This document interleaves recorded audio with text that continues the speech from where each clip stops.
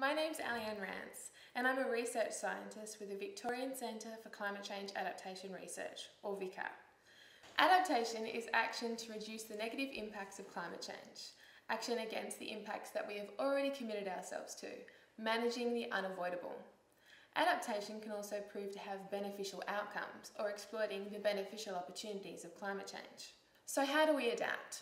Is there a recipe for adaptation? Well, let's look at that today. Sugar,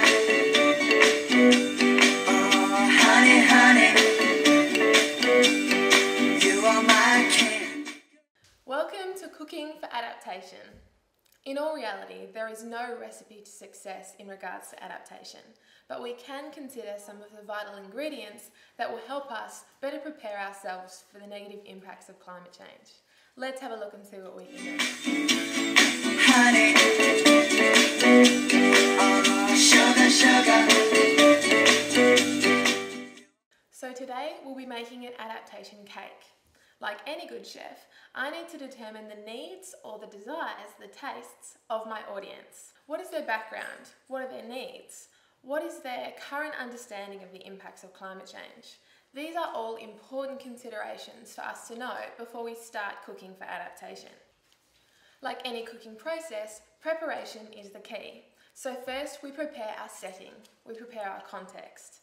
In adaptation terms, this means discussing with your audience and preparing them for the actions they might take. In cooking terms, this means preheating our oven. Honey, oh sugar, sugar. For my adaptation cake, what is the most appropriate tool? A spatula, a fork, a knife? There are multiple adaptation tools available, and although they will not provide the solution, they need to be carefully considered to determine their appropriateness and suitability to your needs and context. Ask yourself, what will suit my context? Do I need to determine what climate impacts I am exposed to? A local climate impact investigation? Or do I already know that, and should I be assessing my adaptation options? Here is a simple model investigating the different stages of adaptation and the potential tools linked with each. The next stage in cooking is to determine the right ingredients we need to have to prepare our adaptation cake. In adaptation terms, this means collecting the right people to participate in the adaptation process. Ask yourself, who do you need to involve? What organisations, community members, government bodies, or periphery stakeholders would help you engage in the adaptation process? Investigate and collect these people and mix them all together. Consider the steps of the cooking process. What should I do first? Consider the steps of the adaptation cycle. You wouldn't mix the flour before you sifted it, would you? Or you wouldn't pour the cake batter in before you prepared the pan. Well, you wouldn't undertake adaptation planning without first understanding the climate impacts that you are exposed to. Now comes the doing part. Add all of the ingredients into a bowl and, using the right tool, mix well. Ensure that all ingredients are involved and that it is evenly mixed.